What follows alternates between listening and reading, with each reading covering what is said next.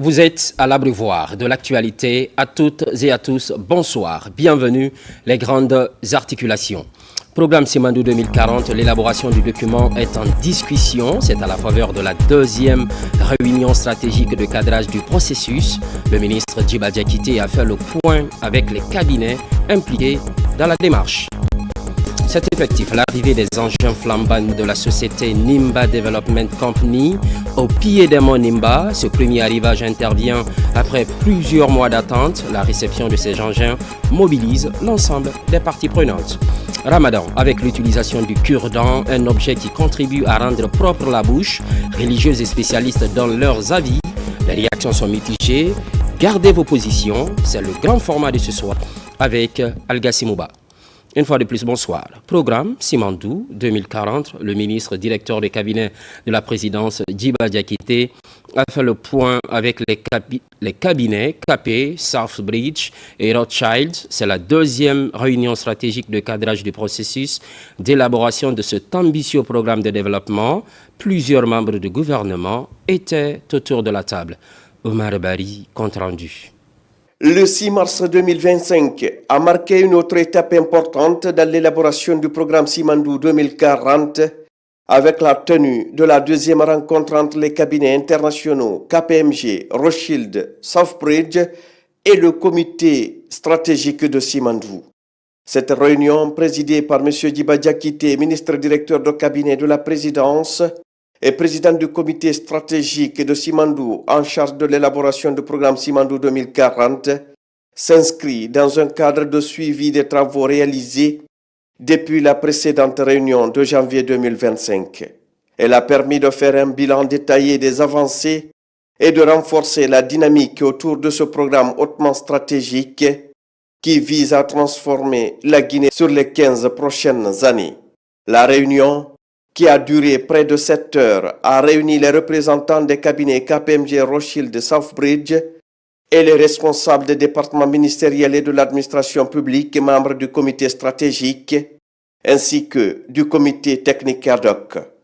La séance a été ouverte par le président du comité, M. Djiba Diakité, qui a souligné les enjeux essentiels de la vision du président de la République, son Excellence le général Mamadi Doumbouya, pour un développement durable et responsable de la Guinée. Le programme Simandou 2040 repose sur une stratégie qui vise à la fois la croissance économique, la durabilité et la responsabilité. C'est un grand honneur pour moi de vous accueillir ici aujourd'hui pour cette nouvelle réunion stratégique concernant le programme de développement socio-économique durable et responsable Simandou 2040. Ce programme ambitieux du chef de l'État, son Excellence le général Mamadi Doumbouya, il est important de noter que cette session constitue une étape cruciale dans la progression des travaux. Nos attentes s'articulent essentiellement pour KPMG. Nous avons besoin de faire le point des avancées concernant la deuxième phase d'élaboration du programme. Ensuite, du côté de Rothschild, nos attentes sont plutôt la présentation du rapport sur la collecte des données stratégiques, essentiellement pour la notation souveraine de la dette. Concernant Southbridge, nous aimerions mettre à profit cette réunion pour avoir les recommandations sur l'organisation du fonds. Nous avons fait le choix d'élaborer le programme dans un esprit de co-construction. Après avoir établi les objectifs clés à travers cette pliée, maintenant nous sommes en train de travailler de jour en jour pour maintenant implémenter avec un esprit de co-construction pour permettre à tout Guinéen, tous les acteurs, jusqu'à nos PME au marché que j'appelle les vendeurs de piments ou de poissons fumés, qui puissent participer à l'élaboration du programme de développement pour les 15 prochaines années. Monsieur Lionel Zinsou, ancien Premier ministre du Bénin et représentant de Southbridge, a rappelé l'importance de la mise en place d'un fonds souverain bien structuré, adapté aux réalités guinéennes et dont la gouvernance doit être alignée sur les standards internationaux et irréprochables pour garantir le succès du programme. Il a également proposé des recommandations concernant la question d'investissement du fonds et l'établissement des textes juridiques nécessaires à sa mise en place. Des échanges fructueux ont permis au président du comité stratégique, M. Djiba Diakité, et aux membres du comité de mieux appréhender les aspects techniques et les contraintes structurelles relatifs à la mise en place du fonds souverain qui serviront de levier pour le financement du programme de développement Simandou 2040. Dans l'expérience des fonds souverains, c'est une dimension qui manque, la dimension relation avec les communautés, relation avec les petites entreprises. Il se trouve que ce qui nous a frappé en Guinée, c'est que déjà il y a des engagements, même un peu chiffrés, sur le capital humain et le fait qu'il y a une dimension qui n'est pas que de soutenir des projets industriels ou d'infrastructures, il y a aussi une dimension sociale. Ces qualifications, parce que, vous voyez, les qualifications humaines, c'est assez simple. Il faut des gens qui s'occupent de back-office, c'est-à-dire des gens qui soient capables de faire mouvementer des fonds. Bon. Ou d'ailleurs aller collecter des fonds au-delà même des ressources nationales si on décide d'aller sur les marchés. Bon. Et puis il y a des gens qui sont en front office, qui sont ceux qui vont être des experts de l'investissement, des experts de conduite de projet. Par ailleurs, je dois vous rendre cet hommage que l'expérience monétaire, la politique monétaire de la Guinée intrigue et impressionne toute l'Afrique en ce moment. C'est-à-dire que parmi les monnaies d'Afrique, celles qui s'apprécient parce qu'on a une bien meilleure organisation des flux de fonds, notamment des devises, pour un pays qui est un des rares pays à avoir, grosso modo, les meilleurs indicateurs macroéconomiques, puisque ni endettement excessif, ni déficit budgétaire non responsable, enfin, cela intrigue, c'est un peu nouveau, et cela impressionne, parce que c'est très rare. La Guinée a encore le luxe d'être le château d'eau de l'Afrique de l'Ouest.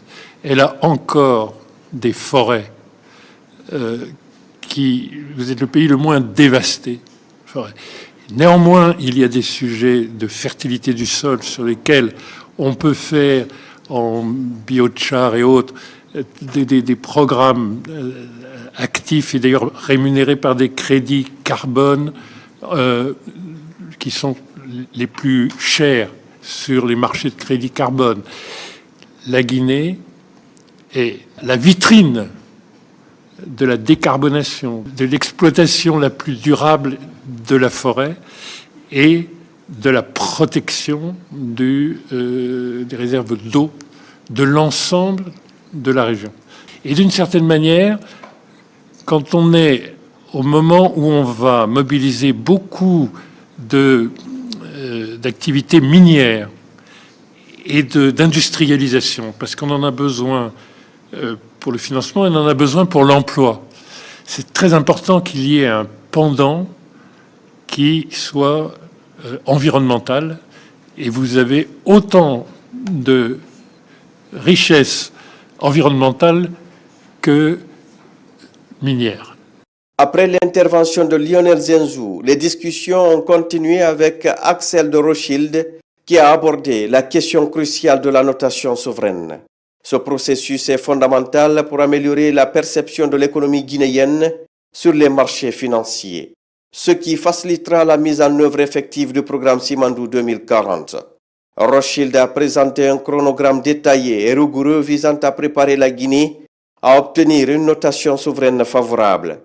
Ce point est déterminant pour attirer les investissements nécessaires au financement du programme stratégique Simandou 2040, a-t-il poursuivi, incitant les départements sectoriels concernés à poursuivre leurs efforts pour initier ce processus et le mener à bien dans les meilleures conditions possibles.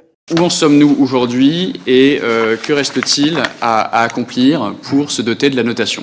On est actuellement dans la phase de collecte de données qu'on a bien avancé puisqu'on a reçu de la part de cette équipe projet un ensemble de données et d'informations stratégiques très utiles. Nous avons tout de même lancé tout le travail préparatoire d'élaboration des documents supports qui vont être utiles dans la phase 2 de présentation aux agences. On n'aura pas le résultat de la notation avant tout le processus. Donc il s'agira de choisir une agence avant de savoir le résultat, bien sûr, du processus de notation. Donc on vous guidera là-dedans, sur la base de notre expérience, de nos missions de conseil sur des problématiques similaires pour d'autres pays de la région, pour vous faire les meilleures recommandations possibles sur le choix d'une ou plusieurs agences. La constitution de l'équipe projet, c'est chose faite et c'est une très bonne nouvelle. La collecte des informations et données, on y travaille, on est à peu près à 80%. Il nous reste quelques données à collecter et on va continuer le travail là-dessus. Le cabinet KPMG, représenté par Meissa Tall, a pris la parole pour présenter l'avancement du programme avec un accent particulier sur la deuxième phase de l'élaboration du programme et la structuration des projets et l'importance du capital humain dans la réussite de Simandou 2040. Selon lui, les ateliers sectoriels déjà organisés par KPMG avec les acteurs du secteur privé et les cadres de l'administration ont permis d'identifier une cinquantaine de projets phares dans le cadre de Simandou 2040. KPMG a également mis l'accent sur la nécessité de renforcer l'administration publique, un élément central pour la bonne mise en œuvre du programme Simandou 2040. On est en plein phase 2. Cette phase 2 nous permet effectivement d'identifier les projets, les réformes, et après effectivement de les chiffrer. Le chiffrage nous permettra de définir le volume d'investissement pour pouvoir allouer ces investissements-là qui seront réalisés à la fois par l'État, mais aussi par le secteur privé. Et ce qui sera sur l'État, qu'est-ce qui va être fait via le fonds, qu'est-ce qui doit être fait en PPP, qu'est-ce qui va faire au niveau du budget de l'État. Donc on a organisé à peu près 15 ateliers, donc c'est les ateliers 1. Donc l'objectif de ces ateliers 1, c'est effectivement de passer en revue le secteur. Donc on en a fait sur les mines, on en a fait sur l'agriculture, l'industrie, je ne vais pas citer toute la liste. Donc aujourd'hui, le schéma stratégique complet, c'est effectivement ce programme Simandou 2040 pour une nation prospère et équitable d'ici 2040, avec une grande responsabilité et une durabilité. On a validé le fait qu'on a deux archétypes de croissance, à la fois économie de ressources et économie de destination, qui sont en complète cohérence avec les 5 piliers. L'objectif étant effectivement d'avoir une économie où le capital humain et l'excellence sont au cœur de la vision. Cette réunion a permis de clarifier plusieurs aspects techniques et stratégiques de Simandou 2040, portés par le président de la République et le général Mamadi Doumbouya. Les interventions des cabinets ont été l'occasion d'approfondir les discussions sur la gouvernance du fonds souverain, la collecte des données stratégiques pour la notation souveraine et la validation des projets structurants du programme. Le ministre directeur de cabinet de la présidence et également président du comité stratégique de Simandou, en charge de l'élaboration du programme Simandou 2040, Djiba Diakité, a exprimé sa satisfaction concernant l'avancement des travaux et a insisté sur l'importance de poursuivre les efforts pour finaliser la mise en place du fonds et des étapes nécessaires à la réussite de ce programme. Nous voyons au quotidien l'appropriation du programme par l'administration. Donc le changement, c'est d'abord l'État, ensuite la population va suivre. Et ça, je pense que c'est la conviction partagée également avec le chef de l'État aujourd'hui. Donc il faudrait que nous puissions ramener le changement de l'état d'esprit du développement d'abord au niveau de l'administration publique, parce que c'est nous qui devons d'abord changer de mentalité, changer d'approche. Et puis, le programme Simandou 2040, nous mettons le capital humain au cœur de ce programme, conformément à la vision du chef de l'État, son Excellence général Mamadi Doumbouya, parce que notre conviction est claire, c'est que la garantie de notre souveraineté, c'est le capital humain à travers l'éducation et la culture. Donc nous sommes vraiment très satisfaits ce rendu qui est fait ici. Et je pense que les jours à venir, les travaux vont continuer. Nous espérons d'ici la fin de l'année que le premier train va siffler. Mais le programme Simandou 2040 est aussi de jour en jour en train de devenir une réalité. Ça passe par un travail structuré, dans un esprit de co-construction, tel que nous sommes en train de le faire ici, impliquer toutes les couches de la nation. Je disais que pour nous, à titre personnel, que le PME, c'est notre bonne maman qui vend le piment au marché ou celle qui vend le béné. On les appelle souvent économie informelle, mais pour nous, c'est juste de l'économie non structurée qu'il faut structurer et en faire un vrai levier de la machine économique du pays. Donc je note à ce stade, clairement, pour nous, nous validons sous réserve de pouvoir intégrer les différentes contributions. Et puis, l'autre étape, c'est que nous allons affiner les réflexions au sein du comité stratégique, comité ad hoc qui nous accompagne également avec les grands hauts cadres techniciens de l'administration pour statuer rapidement et puis apporter des éléments de réponse sur des sujets qui méritent aujourd'hui de pouvoir un peu affiner les réflexions. En définitive, cette deuxième rencontre stratégique a constitué un moment clé pour évaluer les progrès réalisés et ajuster les stratégies afin d'assurer le succès de Simandou 2040. Le comité stratégique de Simandou, avec le soutien des cabinets internationaux, poursuit ainsi la mise en œuvre de la vision ambitieuse pour le développement durable et responsable de la Guinée pour les 15 prochaines années, sous la conduite éclairée du chef de l'État, son Excellence le général Mamadi Doumbouya. Aujourd'hui, avec KPMG, c'était de faire l'état des recommandations qui a été faites au cours de la première réunion. Donc, ils nous ont vraiment expliqué cela. Et au-delà de cela, depuis le 23 janvier dernier, il y a eu des ateliers. À peu près 15 ateliers ont été déjà faits. L'objectif principal, c'est l'élaboration des projets et des réformes. Donc, c'était de valider ces projets, les réformes, mais aussi les quantifier.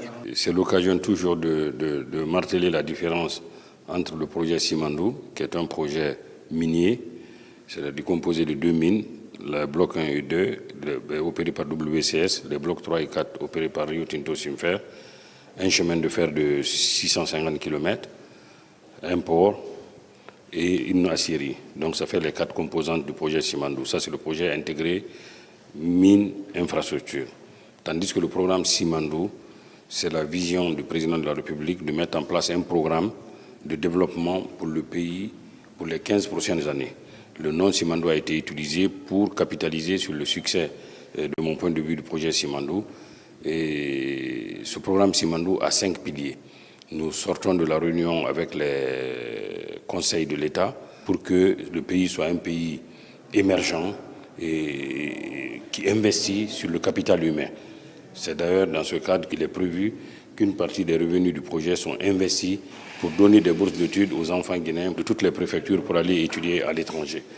Dans le cadre de fonds souverains, il faut retenir que c'est une caisse de stabilisation, c'est une constitution de provision, puisque les ressources minières vont s'épuiser. Il faut que nous puissions anticiper sur l'épuisement des ressources minières. C'est ce qui explique la création d'un fonds souverain qui va être un fonds d'investissement, qui va être un fonds de développement et qui va être un fonds d'épargne intergénérationnel. Ça peut vous dire combien de fois la vision du chef d'État va au-delà d'une simple exploitation minière. Dans ce processus, vous devrez savoir que tout ce qu'on est en train de faire n'aura pas de sens si on n'a pas une bonne gouvernance macroéconomique. Et cette gouvernance macroéconomique passe par la maîtrise des finances publiques. Et la maîtrise des finances publiques signifie des niveaux de déficit soutenables avec notre niveau de développement, mais également une exécution efficace des dépenses de l'État, mais aussi une mobilisation des recettes internes de la nation. Donc, le rôle du ministère du Budget est fondamental dans ce processus. Dans le cadre du programme Simandou 2040. Comme vous le savez, 5 piliers ont été identifiés. Conformément à la vision de son Excellence, Monsieur le Président de la République, le général Mamadi Doumbouya, la Guinée concilie son développement économique avec la préservation de l'environnement et la responsabilité sociale. C'est dans ce cadre que, dans ce programme de développement économique, les questions de préservation environnementale sont pleinement prises en compte, et cela pour protéger également les générations futures. La question effectivement de l'administration publique a été largement débattue parce que comme vous le constatez, un programme de développement, l'administration publique reste au centre de ça. Et en tant que ministre de la fonction publique, nous avons aujourd'hui une position très confortée qui est la problématique de la gouvernance, la réforme de l'administration publique pour que l'administration marche sur un paradigme qui permette de répondre parfaitement aux enjeux que vont aborder le programme. Le ministère de l'Habitat aura un grand rôle à jouer, à savoir le désenclavement non seulement d'abord des quartiers précaires, la réalisation d'un certain nombre de voiries qui facilitera la mobilité des citoyens, donc qui permettra d'améliorer la fluidité de la circulation, gage d'une bonne économie locale, mais aussi la réalisation à l'horizon 2040 de 50 000 logements par an, afin de non seulement absorber le déficit de logement que nous avons aujourd'hui, mais permettre également aux Guinéens vivant dans les ménages à faible revenu de pouvoir se doter d'un toit décent. L'autre élément, c'est la sécurisation foncière. Aujourd'hui déjà, nous avons anticipé sur cela. Le ministère de l'Urbanisme, avec l'appui du chef de l'État, a mis en place un programme de sécurisation et de digitalisation du cadastre foncier qui est en cours et qui a permis aujourd'hui déjà de faire un travail remarquable sur le corridor du projet Simandou allant de Beila à Forêt-Caria, où nous avons quand même procédé à la sécurisation de toutes les réserves foncières de l'État. La Guinée s'engage résolument vers un avenir de prospérité et Simandou 2040 en constitue le schéma directeur pour un développement durable, responsable et inclusif au bénéfice du peuple souverain de Guinée.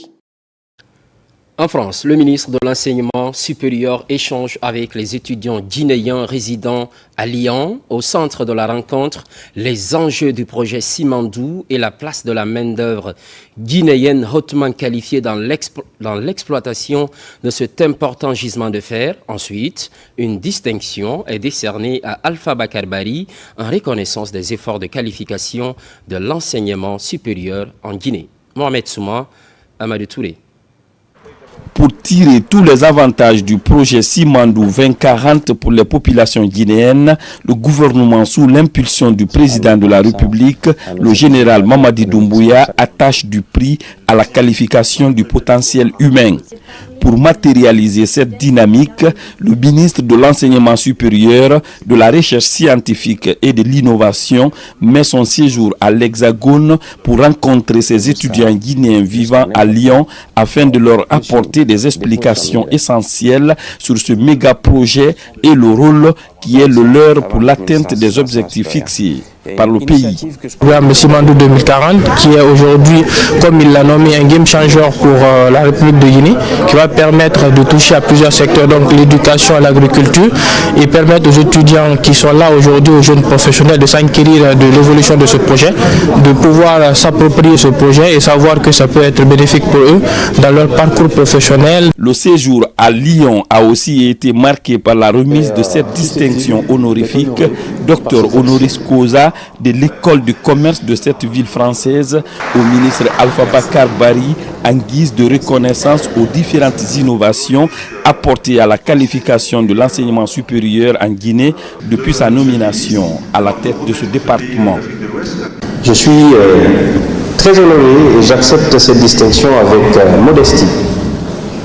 La Guinée, c'est un pays qui est en développement, qui est au grand tournant de son existence en ce moment, avec beaucoup de projets d'envergure, notamment l'un des plus grands projets miniers du monde en ce moment, en activité, qui est un projet de 20 milliards de dollars, qui est un projet d'exploitation d'une mine de fer. Le président de la République, mon patron, à qui je lui dis cette distinction honorifique, a une vision très claire, et c'est une vision que partagent beaucoup de pays africains, Pour que nous puissions profiter des dividendes de l'exploitation de nos pays, des ressources de nos pays, il faut que nous puissions développer un système éducatif performant. Avec cette reconnaissance internationale, la Guinée confirme son engagement dans une dynamique de réforme ambitieuse où l'éducation et la formation des jeunes restent des leviers stratégiques pour l'émergence durable. Retour au bercail. Au niveau des opérateurs économiques, la promotion de la propriété industrielle se formalise. Une convention vient d'être paraphée. Toutes les structures concernées ont apposé leur signature. Le département des tutelles, le commerce bien sûr, le département veille à son succès. Yaya Silla. Cette signature marque le début d'une convention tripartite de promotion de la propriété industrielle entre la Chambre nationale de commerce, d'industrie et d'artisanat de Guinée, le tribunal de commerce de Conakry et le service national des propriétés industrielles et de l'innovation technologique.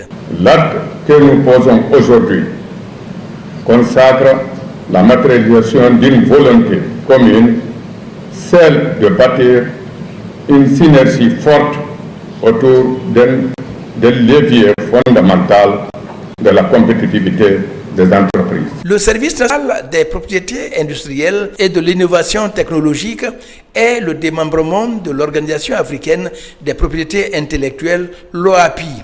La propriété industrielle est qualifiée aujourd'hui comme un moteur stratégique pour le développement des entreprises, quelle que soit leur taille, petite ou grande.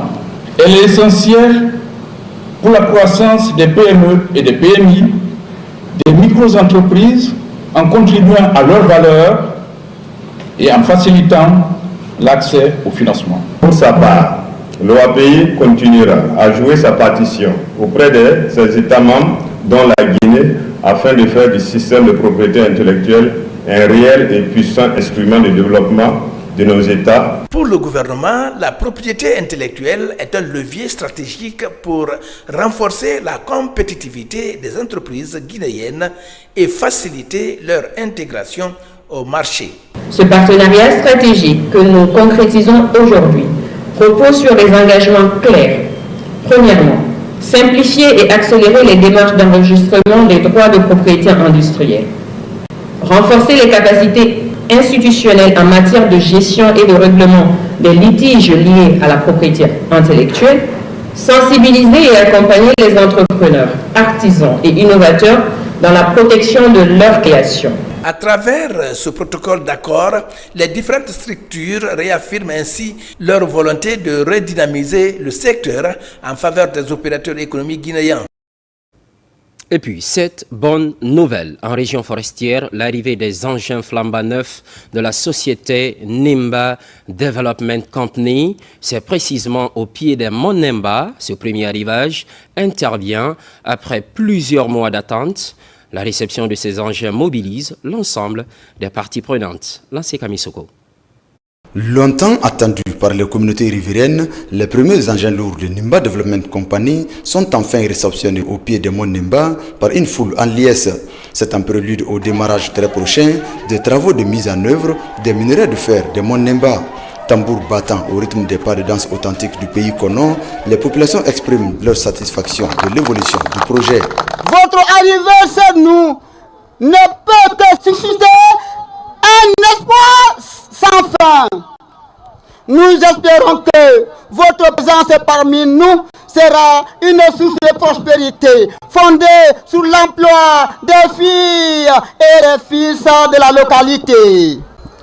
Je suis persuadé que la société NDC prendra en compte les préoccupations de la population dans le district respect du contenu local.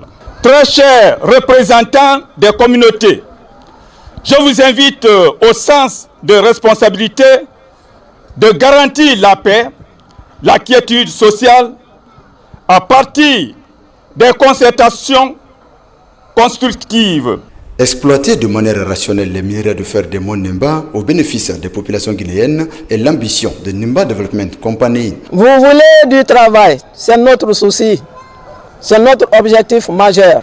La société est là pour vous, pour tous les citoyens de la Guinée et surtout pour vous de la localité. On constate que nous avons de la main valide ici, mais vous avez besoin de formation. NDC a un plan de formation. Implantée dans le sud de Nimba, la concession de NDC se fera sans impact négatif sur la réserve naturelle intégrale des monts Nimba, selon la coordinatrice, car elle s'étend sur 123 km² dans la zone tampon de ce patrimoine mondial. Par ailleurs, promotion du métier de secrétariat et assistanat de direction. Les jeunes sont la cible de 2 jours de formation. Ça se passe à Conakry. Un symposium est par la suite organisé pour mettre en lumière ces corps de métier. Marwan Kamara. Ce symposium marque la fin d'une consolidation d'aptitudes en secrétariat et assistanat de direction de plusieurs jeunes de la capitale. Ici, le débat est ouvert entre les panélistes et les bénéficiaires. C'est un programme du cabinet Déclic Consulting. Le premier panel, place de la femme dans le monde professionnel, parce qu'on voit que la plupart de ceux qui pratiquent ces métiers-là sont des femmes. Le deuxième panel, c'est sur l'avenir du métier avec le numérique. L'objectif, c'est de mettre lumière sur ces métiers-là, faire en sorte que les gens ne se disent pas que ce sont des ratés qui occupent cette fonction dans l'administration. Je pense que quelque chose qu'il faut refaire, et c'est une première d'ailleurs, et qu'il faut encourager beaucoup pour qu'on se retrouve de temps en temps dans des situations comme ça, pour pouvoir apprendre des uns des autres et pouvoir surtout conseiller aussi. Ce symposium interactif a permis d'aborder des thématiques cruciales permettant le perfectionnement en vue de faire de ce métier un véritable levier de développement. Cela m'a permis de savoir quelle est la place de la femme dans le domaine professionnel. J'ai appris bon nombre de choses comme la gestion du stress, les documents administratifs. Ce symposium ne doit pas rester un simple moment d'échange. Il doit être le point de départ d'une transformation profonde. Et pour cela, j'invite les professionnels du métier à se former en permanence pour être au diapason des évolutions technologiques et administratives. Les institutions à garantir des conditions de travail décentes et un cadre respectueux de la dignité de chacun. Pendant plusieurs heures, les panélistes ont répondu aux attentes des participants sur la responsabilité qui consisterait désormais à mettre les connaissances acquises au service de l'administration publique et privée. Au terme de la rencontre, le cabinet Déclic Consulting a décerné des satisfecits aux bénéficiaires de cette formation. Premier conseil d'administration depuis la nomination d'une nouvelle équipe dirigeante à la tête de l'Office national de formation et de perfectionnement professionnel. Entre autres sujets à l'ordre du jour, l'évaluation des activités réalisées, les perspectives et l'adoption du budget pour l'exercice 2025. Moussa Komara. Aujourd'hui, la stratégie de l'Office national de formation et de perfectionnement professionnel est de booster les compétences des jeunes et des femmes dans divers corps de métier. Un défi que les responsables de cette structure entendent relever vaille que vaille. Pour ainsi être en conformité avec les orientations du département de tutelle, la direction générale a initié cette session ordinaire pour adopter le budget d'exécution des priorités définies pour l'exercice 2025. Ça y s'est fait une revue des activités du PAO de l'ONFP et un certain nombre d'actions que l'ONFP doit prendre, notamment l'heure de jour a été aidée. Donc nous avons procédé à la revue de ces différentes activités, mais aussi aux résolutions qui sont prises lors du précédent conseil d'administration. À travers la mise en œuvre du projet Simandou et les perspectives qu'offre ce programme, les ambitions des nouveaux dirigeants de l'Office national de formation et de perfectionnement professionnel sont déballées pour mieux orienter les membres. L'année 2025, on a décidé d'investir en qualité au niveau de la formation, et une des recommandations du département tutelle, qui est le ministère de l'enseignement technique et de la formation professionnelle et de l'emploi, c'est intégrer toutes nos formations dans le programme Simandou 2040. Cette réunion d'échange et de partage d'expériences professionnelles entre les membres du conseil d'administration et les responsables du service témoigne de l'engagement de l'instance publique à mettre en pratique la politique de réinsertion sociale des jeunes, ce qui devrait réduire considérablement certains fléaux sociaux engendrés par le manque d'emploi. À Kankan, lancement des travaux de construction de la trésorerie régionale. L'activité est présidée par le gouverneur-colonel Moussa Kandé, une initiative du gouvernement guinéen pilotée par le ministère de l'économie et des finances. Fodé Bangali Fofana, correspondance. C'est le début d'une aventure collective forcée par l'ambition du président de la République, général Mamadi Doumbouya, de doter les régions et préfectures d'infrastructures modernes, fonctionnelles et adaptées pour l'amélioration des conditions de travail du personnel de l'administration publique à la base. La modernisation d'urgence de nos trésoreries témoigne de l'importance que M. le ministre de l'économie et des finances porte à la décentralisation et au renforcement des capacités des services financiers dans notre région. Votre implication tout au long du processus est attendue et serait bien appréciée par le ministre de l'économie et des finances. Je voudrais inviter l'entreprise à respecter scrupuleusement le contenu du cahier de charges et le délai contractuel de réalisation des travaux. La construction de cet édifice symbolise l'engagement de l'État en faveur d'une administration financière moderne, performante et proche des citoyens. Nous avons connu beaucoup de poses de première pierre et nous sommes en train de connaître aussi beaucoup d'inaugurations. Cela dépend de la refondation qu'ils ont prônée depuis le 5 septembre. C'est un exemple fort et nous sommes très heureux d'accueillir le lancement de ces travaux ici à Kankan. Je demanderai seulement aux travailleurs de mettre en œuvre rapidement cette réalisation. La configuration, là où on doit construire ce beau bâtiment, doit être déguerpi de tout matériel gênant. C'est le bon moment de quitter sur le terrain avant que ça soit trop tard. L'édifice sera réalisé sur une superficie de 3000 m² ici au quartier Aviation dans un délai de 12 mois.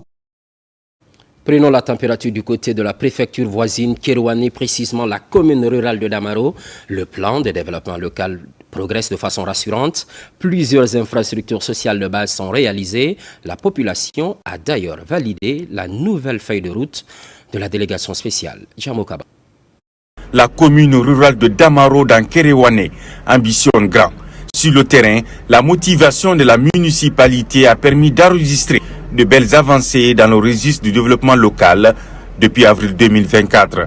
Pour améliorer les performances, le président de la délégation spéciale organise cette assise pour révisiter le bilan de la première année de gestion.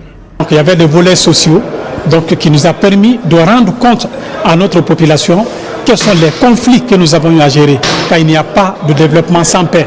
Et ensuite, il y avait un autre volet qui parlait de la gouvernance. Donc, nous avons reçu une lettre de mission quand nous avons été installés par le ministère de l'administration du territoire et de la décentralisation. Donc, il fallait appliquer le contenu de cette lettre aussi de mission. À travers le partage des informations stratégiques, il s'agit d'énumérer les causes de certaines insuffisances pour apporter des solutions. Je suis à Damaro il y a 30 ans. Le plan de développement de notre localité est vraiment appréciable. C'est d'ailleurs une première. C'est quelqu'un qui défend l'intérêt général. J'attendais ce qu'il a dit et ce qu'il a fait. Il est vraiment bien. On doit bénir pour lui nuit comme jour. Parce que depuis qu'il est là, plus de 10 ans maintenant, il est ici. La sous-préfecture de Damaro affiche son côté pacifique pour accompagner le programme Simandou 2040. Même si la population agro-pastorale est confrontée aux défis environnementaux et d'hydraulique villageoise, son soutien envers le président de la République est indéfectible pour la réussite du programme Simandou. Entre communautés et municipalités, la nouvelle synergie d'action se veut participative pour bien baliser la lettre de mission. Mobilisation des ressources financières. La thématique est développée au bénéfice des cadres de la commune de Kagbelin. C'est dans le Grand Conakry. La formation s'inscrit dans la perspective de mise en œuvre du plan de développement local. Nabi Kamara. Pour le développement de leur commune, les autorités de Kagbelin ont besoin des ressources financières. Et pour la mobilisation de ces ressources, il faut des hommes intègres et compétents, d'où la nécessité de les former.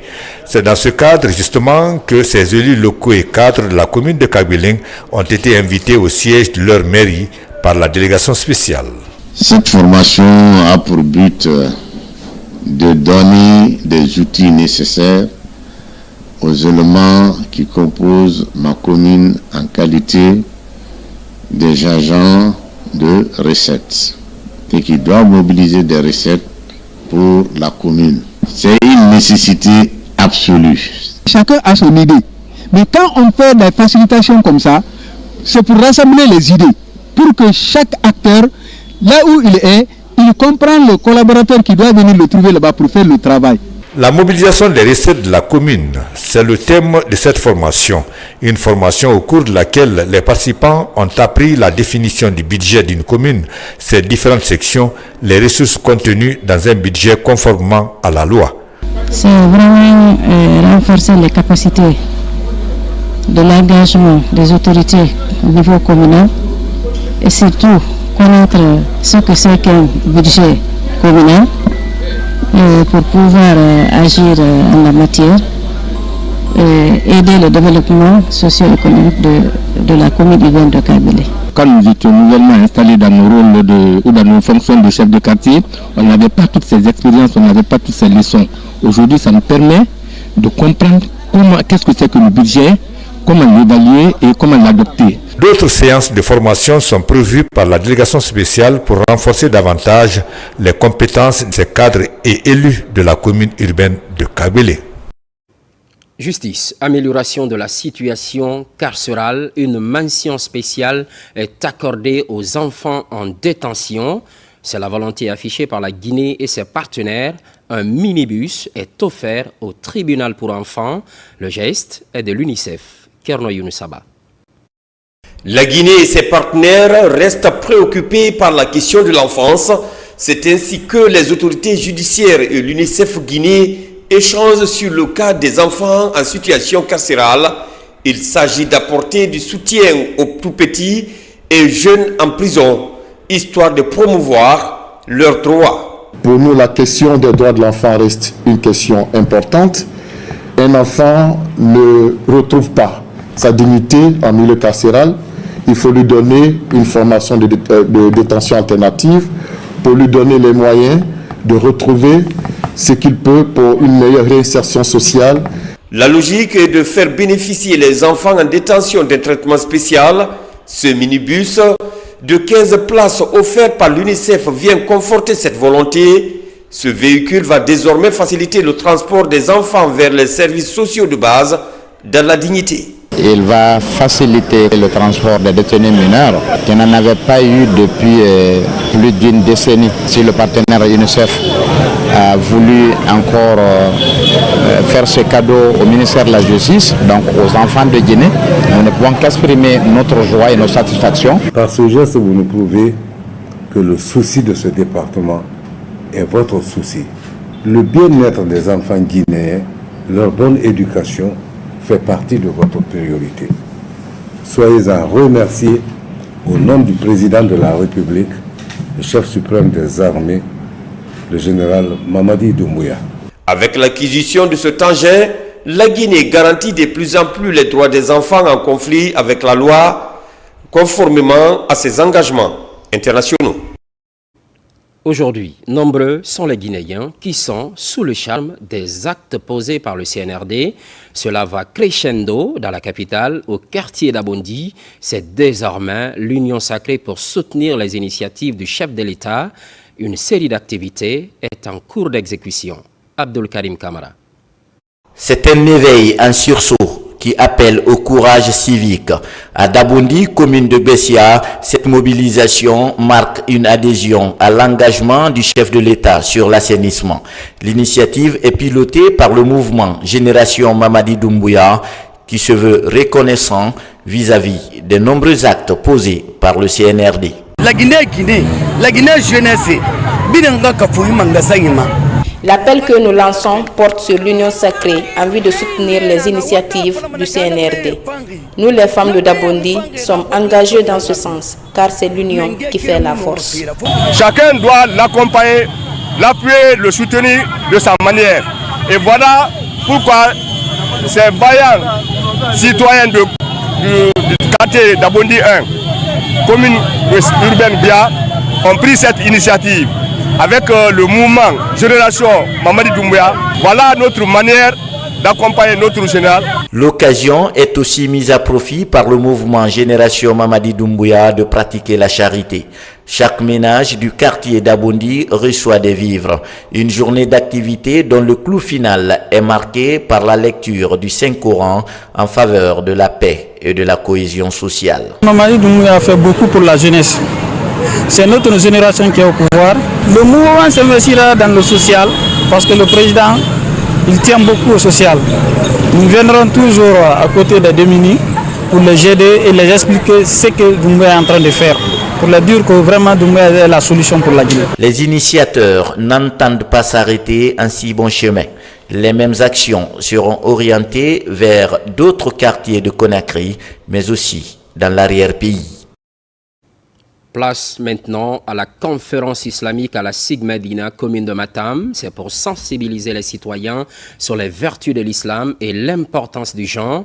La séance est animée par le grand imam de la mosquée Faisal de Conakry, Moussa Bangoura. Cette conférence islamique conscientise les citoyens de la capitale Conakry.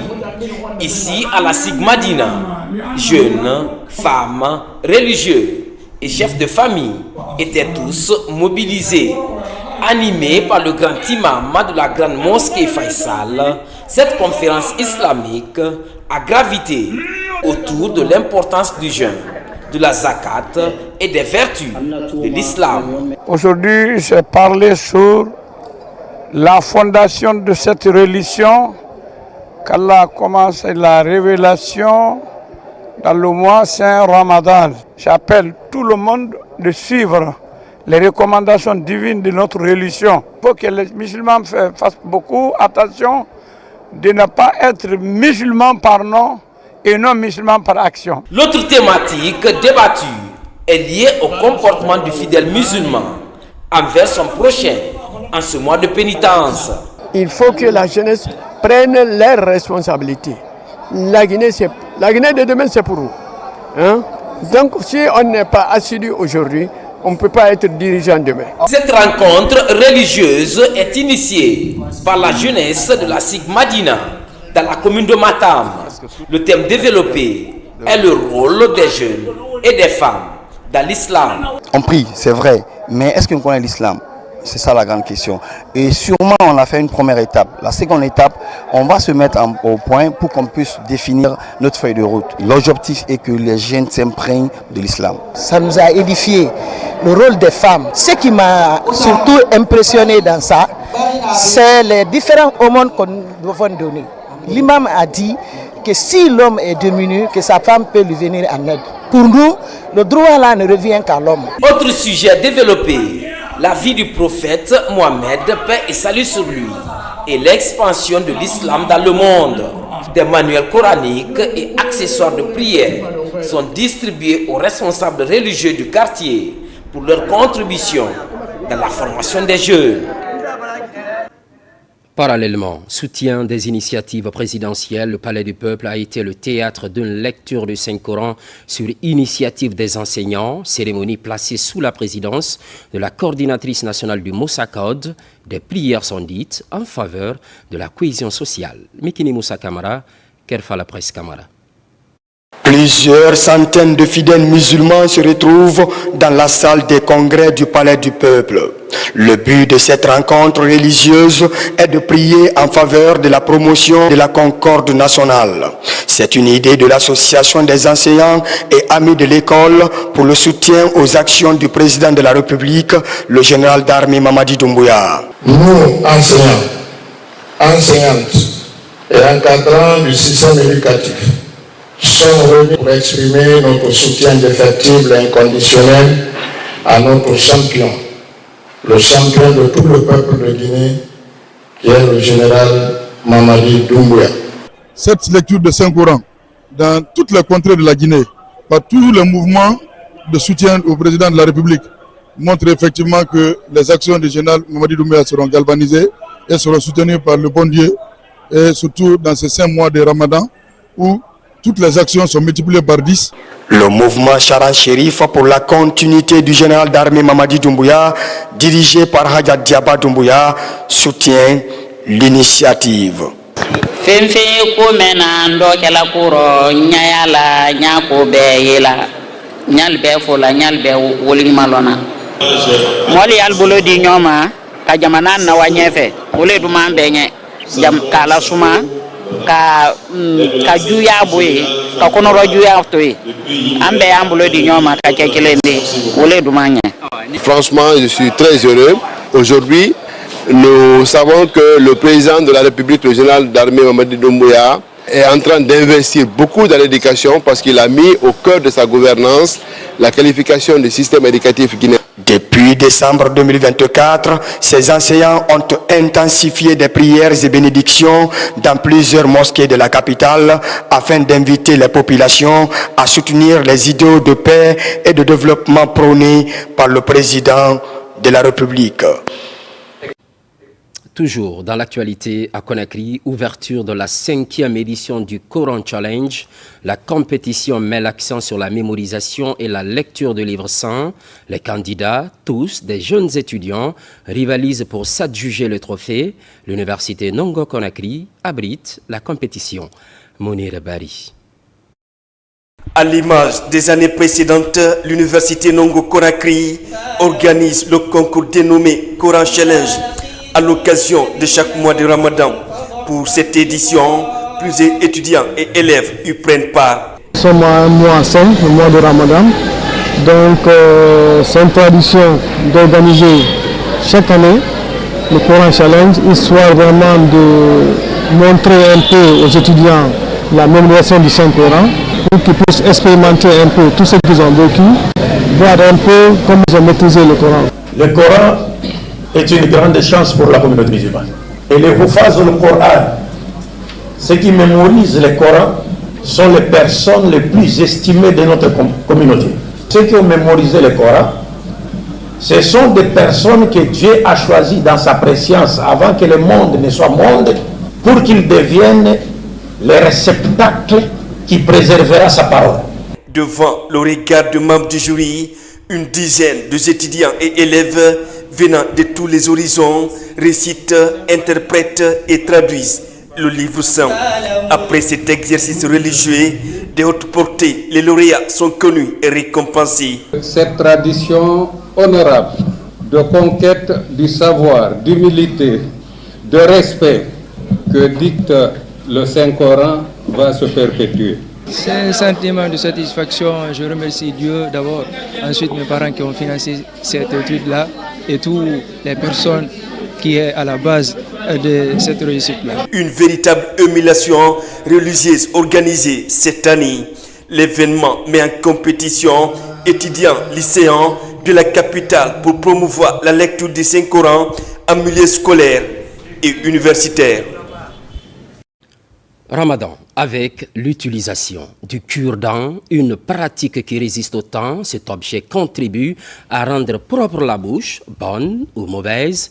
L'utilisation du cure-dent, bien sûr, religieux et spécialistes donnent leurs avis. Vous faites bien de patienter. Les réactions sont mitigées. Allons savoir cette divergence d'opinion avec Al-Gassi Mouba dans ce grand format. Le mois de Ramadan, une période où les cure-dents sont très utilisés, des objets traditionnels d'hygiène bucco-dentaire. Ici, au marché de Bessia, de nombreuses femmes comme Makamara arrivent à joindre les deux bouts par la vente de ces outils de brossage des dents.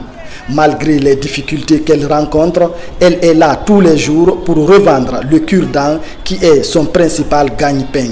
Nous revendons ces cure-dents au mois de Ramadan. Après le mois, on ne peut plus revendre.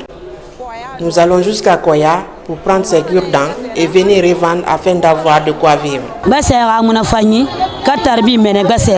L'avantage du cure-dent est que ça élimine les microbes et la mauvaise haleine. C'est pour cela que les gens l'utilisent au mois de Ramadan. Dans les marchés comme dans les quartiers, voire même aux alentours des mosquées, en cette période de pénitence, les cure-dents sont très prisés. Pour les religieux, ce sont des instruments qui contribuent à rendre les bouches propres. Le cure-dent est très bon au mois de Ramadan. Il est important pour les dents et ne donne pas des maux de dents. Le cure-dent a beaucoup d'avantages pour l'homme et dans la prière. Pour faire les ablutions, il faut se brosser les dents avec du cure-dent pour éliminer les mauvaises haleines, ce qui va permettre d'éviter de gêner son prochain en priant. Pour les spécialistes, l'utilisation du cure-dent est bien pour la santé, mais a des méfaits au niveau de l'organe dentaire pour quelqu'un qui est à jeun. Utiliser le cure-dent, c'est une très bonne chose, mais le faire abusivement, ce qui n'est pas une très bonne chose parce que les fibres du cure-dent peuvent s'insérer entre les dents et créer à la longue des problèmes qui vont toucher l'os alvéolaire, la gencive et les fibres qui retiennent la dent. Sur le plan jeune, l'utilisation du cure-dent provoque une grande sécrétion de la salive. Pour quelqu'un qui gêne et qui sécrète beaucoup de salive et continuellement s'expose à des risques de déshydratation. C'est pourquoi les gens doivent utiliser le cure-dent avec beaucoup d'attention et puis le faire le matin et peut-être le soir après le déjeuner. Toujours selon les spécialistes, la sève du cure-dent contient des éléments antibiotiques qui luttent contre les micro-organismes dans la cavité buccale. Avec modération, on peut utiliser le cure-dent comme moyen complémentaire d'hygiène bucco-dentaire. Merci Algassi Mouba pour tout cet enseignement. Afria, cité de la Lumine, les aliments de large consommation sont distribués. C'est en direction des communautés musulmanes et chrétiens.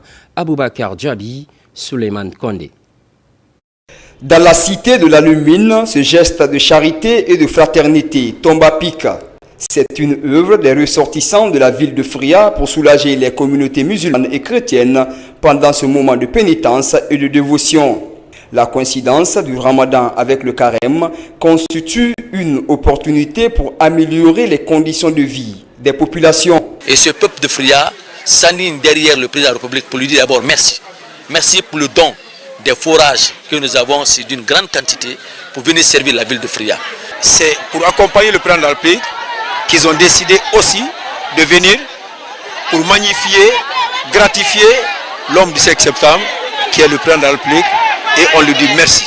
Ces bonnes volontés sont venues avec un agenda plein d'initiatives susceptibles d'impulser le développement socio-économique à la base.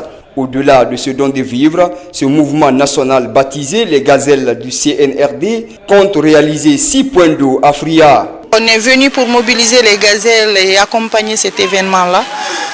Les dons de denrées, de nourriture, et c'est à l'occasion de la fête des femmes, le 8 mars, ils ont décidé d'accompagner les femmes par ce beau cadeau, leur donner de l'eau. L'eau c'est la vie, donc si on est là aujourd'hui, c'est ça. Nos représentants qui sont venus, qui se sont donné la main à partir de Conakry pour venir offrir ces forages au nom du président de la République, nous leur lançons un hommage particulier.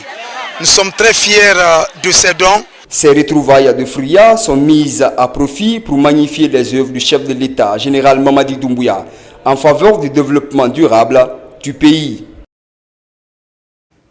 Éducation islamique. La Fondation Ali Djaouné déploie toutes ses énergies en termes de valorisation. 160 jeunes filles et garçons s'affrontent, mais de façon saine, dans la mémorisation du Coran. C'est la 7e édition cette année. Les meilleurs élèves sont récompensés. Nabilay Moussa Kamara. Chaque année, la Fondation Ali Djaouné organise un concours prestigieux de récitation et de mémorisation du Saint-Coran, attirant des participants de tout âge et de divers horizons des écoles franco-arabes du pays. Démarré il y a quelques jours, le concours s'est poursuivi dans la salle de conférence du Centre islamique de Donka. Il est à sa 7e édition. C'est une activité dont nous estimons noble, qui est faite pour Dieu. Nous continuons car nous pensons que toute activité faite pour Dieu sera récompensée par Dieu.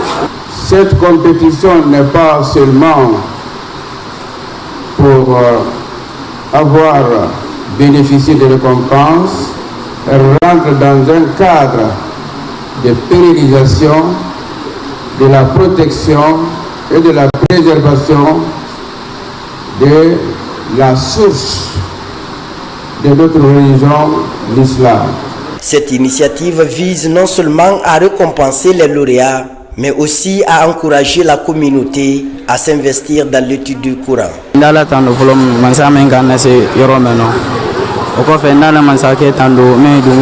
Je remercie Dieu. Après ça, je remercie Monsieur le Président Général Mamadi Doumbouya. Que Dieu l'accorde la bonne santé. Je remercie la Fondation, mes parents qui m'ont mis à l'école et mes maîtres. Je demande aux jeunes d'être sérieux dans la vie, dans n'importe quel domaine. À l'issue du concours, une cérémonie de remise des prix a lieu. Les lauréats reçoivent des bourses d'études et des cadeaux symboliques. Cet événement est une véritable vitrine du talent et de la dévotion des jeunes qui, par leur passion, participent à la grandeur de la tradition coranique. Retour à Fria pour parler cette fois-ci de la rénovation et l'équipement de la première salle de sport de Guinée, un site emblématique à l'abandon depuis plus de 25 ans. Plus de 160 millions de francs guinéens sont investis dans les travaux. Ainsi, la relance du judo, par exemple, sera permise grâce à Russell Frigia. Kerno Ousmane Diallo. Après des travaux de rénovation financés par la société Russell Frigia, le premier dojo de Guinée reprend vie. Un lieu chargé d'histoire qui a abrité plusieurs grandes compétitions en arts martiaux et vu défiler plusieurs générations dans les sports de combat qui faisaient la fierté de Fria. Russell a lancé quelques projets de développement à Fria et aujourd'hui nous sommes là sur l'un des objets. Actuellement, la salle de judo. Je peux dire que nous avons déjà investi et trouvé les moyens pour la rénovation de cette salle. Russell a dépensé plus de 160 millions de francs guinéens juste pour donner la possibilité à la population, aux enfants de Fria, de faire du judo. Les sports qui seront pratiqués dans cette salle vont contribuer à l'encadrement de la couche juvénile qui de plus en plus bénéficie d'infrastructures avec la société Russell Frigia. Permettez-moi tout d'abord de remercier chaleureusement la société Russell Frigia pour son engagement dans la rénovation et l'équipement de cette salle emblématique. La salle que nous inaugurons aujourd'hui est bien plus qu'un simple lieu d'entraînement. C'est un symbole de notre histoire et de notre résilience. Vous ne pouvez pas imaginer que cette salle qui a été construite en 1957 et mise en service en 1958 a été totalement détruite en 1992. Depuis 1992 jusqu'à aujourd'hui, cette date mémorable, notre salle va être remise de façon officielle à nous les pratiquants. Le dojo de Fria est équipé de 2 surfaces de tatami, d'un bureau, des vestiaires et d'un système de ventilation. Un nouvel aménagement qui répond aux normes actuelles afin de permettre aux judokas de pratiquer leur sport dans un environnement sûr et confortable. Et puis, la route vient de faire de nouvelles victimes, 6 morts au total, dont 3 enseignants. C'est sur l'axe Fria-Tanene. Le ministre de l'enseignement pré-universitaire a exprimé sa compassion. En même temps, Jean-Paul Sédi a présenté les condoléances du gouvernement aux familles éplorées. Nabila Kamara. Sur l'axe Fria-Tanene, un événement tragique a coûté la vie à 6 personnes, dont le président de l'association des parents d'élèves et 3 enseignants de l'école primaire Tanene 1. Accompagné de ses cadres, Jean-Paul Sédi, le ministre de l'enseignement préuniversitaire et de l'alphabétisation, est à Tanene Bouramaya pour assister à l'inhumation des victimes de cet accident de la route qui s'est produit dans la soirée du vendredi 14 mars. Je suis là quand même en tant que représentant du gouvernement du général Mamadi Doumbouya et de son premier ministre Amadou Riba, pour apporter leurs sincères condoléances à toute la communauté de Tanene, à tous les enseignants de Tanene et à tous les élèves de Tanene. Il est important que les populations sachent que les responsables de leur pays sont soucieux de ce qui leur arrive. Et quand il y a une tragédie comme celle-là, il est important que nous venions au nom du président de la République et de son Premier ministre et de tout le gouvernement de Guinée. Il est important que soit là avec la population et qu'on participe aux activités. Parents, amis et collaborateurs des victimes se sont mobilisés pour présenter les condoléances et consoler les familles éplorées. Nous sommes en deuil. L'éducation guinéenne est en deuil. Au nom de notre ministre Jean-Paul Sedi et du président de la République, nous sommes venus présenter les condoléances les plus attristés. Montrer à la population de Tanene, à la préfecture de Dubeka, certes, certains anciens sont décédés. Mais avec la grâce de Dieu, le ministre Jean-Paul Sedi prendra toutes les dispositions par la grâce de Dieu pour que ces enfants puissent terminer l'année dans les meilleures conditions. Au nom du gouvernement et de tous les enseignants de Guinée, le ministre Jean-Paul Sedi a présenté ses condoléances aux familles endeuillées et au personnel enseignant de Tanene. Fini cette édition préparée par l'ensemble de la rédaction avec l'accompagnement des équipes techniques. Merci à